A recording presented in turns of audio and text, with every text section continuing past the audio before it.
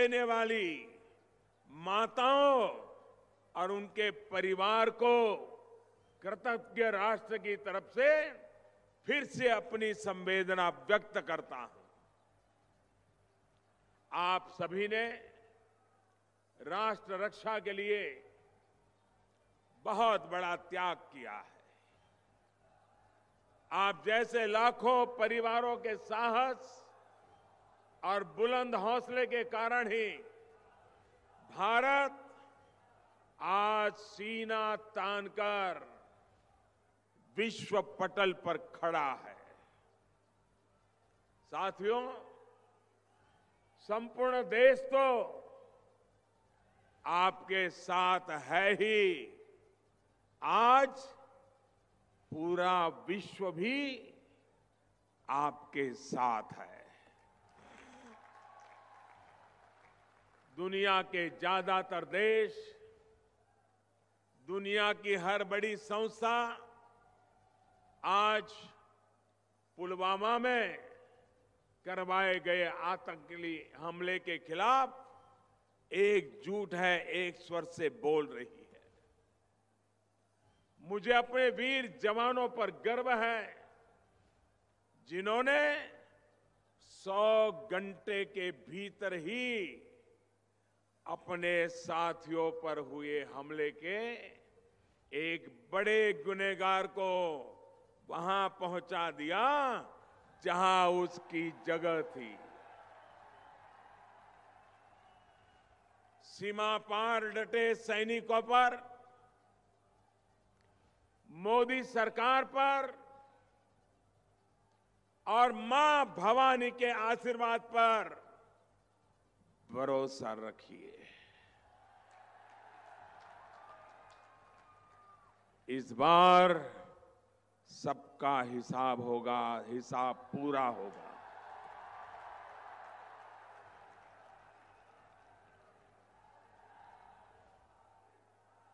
मैं राजस्थान के लोगों से जानना चाहता हूं,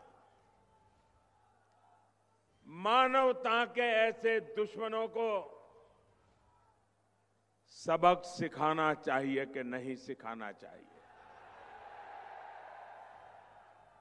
इंसानियत के ऐसे दुश्मनों का चुन चुन करके हिसाब होना चाहिए कि नहीं होना चाहिए? दुनिया भर में इनका दाना पानी बंद होना चाहिए कि नहीं होना चाहिए?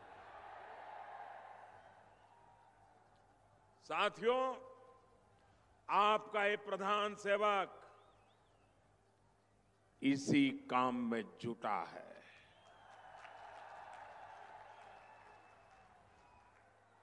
दुनिया में तब तक शांति संभव नहीं है जब तक आतंक की ये फैक्ट्री ऐसे ही चलती रहेगी। आतंक की इस फैक्ट्री पर ताला लगाने का काम भी अगर मेरे ही हिस्से लिखा है तो ऐसा ही सही।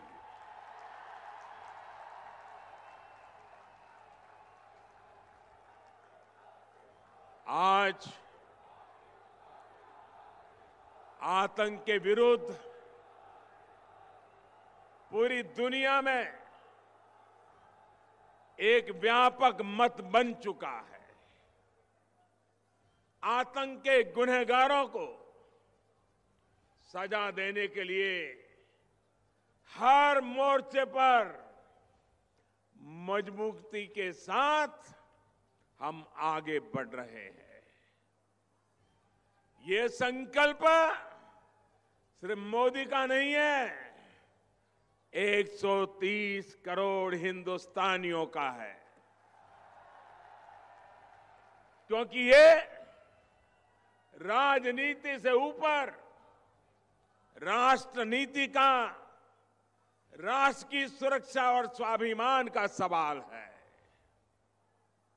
भाइयों और बहनों, पुलवामा हमले के बाद आपने भी देखा है कि कैसे एक एक करके पाकिस्तान का हिसाब लिया जा रहा है।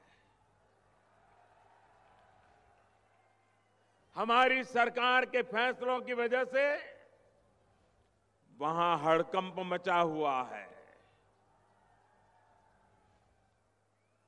देश में रहते हुए अलगाववाद को हवा दे रहे लोगों पर भी कार्रवाई सख्त हुई है और सख्त होती रहेगी। साथियों, अब ये बदला हुआ हिंदुस्तान है। ये दर्द सरकार चुपचाप नहीं, ये दर्द सह करके हम चुपचाप नहीं बैठते। हम आतंक को कुचलना भी जानते हैं। ये नई रीति और नई नीति वाला भारत है। लेकिन मैं आज राजस्थान की इस वीर धरती से मैं देश के आक्रोश से भरी हुई जनता को, विशेषकर युवाओं से भी कुछ आग्रह करना चाहता हूं। सेना को हमने पूरी तरह खुली छूट दे दी है।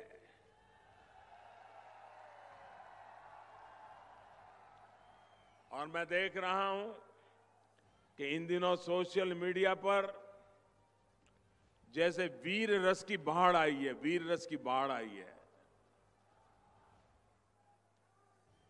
लेकिन भाइयों बहनों,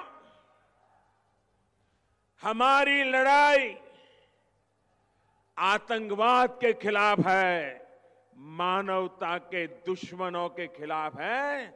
हमारी लड़ाई कश्मीर के लिए है, कश्मीर के खिलाफ नहीं है।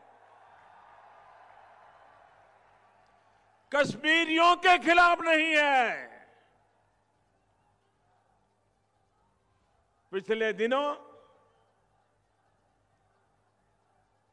कहां क्या हुआ, घटना छोटी थी कि बड़ी थी, कश्मीरी बच्चों के साथ हिंदुस्तान के किसी कोने में क्या हुआ क्या नहीं हुआ, मुद्दा ये नहीं है। इस देश में ऐसा होना नहीं चाहिए। कश्मीर का बच्चा बच्चा वो भी इन आतंकवादियों से परेशान है। वो भी आतंकवाद को खत्म करने के लिए हमारे साथ आने के लिए तैयार है। हमें उसको साथ रखना है। आपने देखा होगा, अमरनाथ की यात्रा, देश से लाखों श्रद्धालु जाते हैं। अगर उनकी कोई देखभाल करता है तो ये मेरा कश्मीर का बच्चा करता है, कश्मीर के लोग करते हैं। एक साल पूर्व अमरनाथ यात्रियों पर गोली चली थी और आपने टीवी पे देखा होगा, उन यात्रियों को जब गोलियां लगी, वे घायल हुए, तो उनको खून देने के लिए कश्मीर के मुसलमान कतार लगा करके खड़े हो गए थे, हिंदुस्तानियों की जान बचाने के लिए खड़े हुए। आज भी कश्मीर में जैसे हिंदुस्तान के जवान मरते हैं, शहीद होते हैं, वैसे कश्मीर के लाल भी ये आतंकवादियों की गोलियों से शहीद होते हैं। और इसलिए जब कुछ लोग, भले वो 2 हो, 4 हो, 5 हो, लेकिन ऐसे लोगों की ऐसी हरकतें उन लोगों को ताकत देती है जो भारत तेरे टुकड़े होंगे गैंग वालों को आशीर्वाद देने जाते हैं। भारत तेरे टुकड़े होंगे इंशाअल्लाह इंशाअल्लाह, ये नारा देने वाले लोगों को, आशीर्वाद देने वालों को ताकत देने का पाप मेरे देश का कोई नागरिक नहीं करेगा।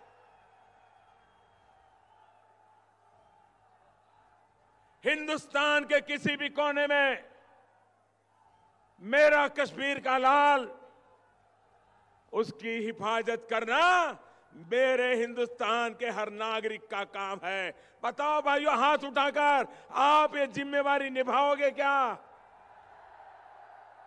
मैं देश से अनुरोध करता हूं, हमारी लड़ाई आतंकवाद के खिलाफ है, मानवता के दुश्मन जो है उनके खिलाफ है। और मैं कश्मीर के मेरे भाइयों बहनों को भी विश्वास दिलाता हूं, 40 साल से आप भी आतंकवाद के भुक्तभोगी हो। 3 जिलों में कुछ मुट्ठी भर लोगों की पनाह से ये खेल चलता रहा है। चाहे जम्मू हो, लद्दाख हो, कश्मीर के और इलाके हो, वे आज भी शांति चाहते हैं। आप जानकर के हैरान हो जाओगे, कभी बहुत सी बातें मीडिया में सुनने को नहीं मिलती है। 2 साल पहले कश्मीर के पुराने पंच सरपंच, क्योंकि कई वर्षों से वहां चुनाव नहीं हुआ था, 100 से ज्यादा पंच सरपंच प्रधानमंत्री निवास स्थान पर मुझे मिलने आए थे। सारे कश्मीर घाटी के से। तो मैंने उनसे कहा, आप आए हैं, मुझे खुशी है। उनकी मांग थी कि चुनाव करवाओ। वहां पंचायत के चुनाव नहीं हो रहे थे, अभी पंचायत के चुनाव हो गए। और आप जानकर के खुशी होंगे, 70-75% मतदान करके पंचायत के चुनाव में लोगों ने हिस्सेदारी की है। भाइयों बहनों, उन सरपंचों से मैंने कहा था 2 साल पहले, तब तो सरपंच नहीं रहे थे लेकिन पहले सरपंच थे। मैंने उनसे कहा, आप मुझे एक वादा करिए और वादा निभाना होगा। तो मेरे कश्मीर घाटी के इन भाइयों बहनों ने मुझे कहा कि मोदी जी आप कहिए, हम अपना सर कटा देंगे लेकिन वादा नहीं तोड़ेंगे। मैंने कहा, लेकिन आपने मैं क्या मांगता हूं वो तो सुना नहीं है। बोले, आप कुछ भी कहिए, हम पूरा करेंगे। और मेरे भाइयों बहनों, मैं देश के सामने पहली बार ये घटना सुना रहा हूं। मैंने उनसे कहा, कश्मीर घाटी के पंच सरपंचों से मैंने कहा कि आप घाटी में ये आतंकवादी स्कूलें जला रहे हैं, इसको बंद करवाइए, किसी भी हालत में होना नहीं चाहिए। सबके सब पंच सरपंच ने मुझे कहा कि मोदी जी, इसके बाद हम जान की बाजी लगा देंगे लेकिन आतंकवादियों को स्कूल जलाने नहीं देंगे। मैंने उनसे कहा था, जब आतंकवादी स्कूल जलाता है तब इमारत नहीं जलाता है, आपके बच्चों का भविष्य जलाता है। और आज मैं गर्व के साथ कहता हूं कि मेरे कश्मीर के घाटी के उस पंच सरपंचों ने आज 2 साल हो गए, एक भी स्कूल जलने नहीं दिया है। आतंकवादियों को पकड़वा दिया, आतंकवादियों की खबर पुलिस को दी, लेकिन स्कूल जलने नहीं दिया।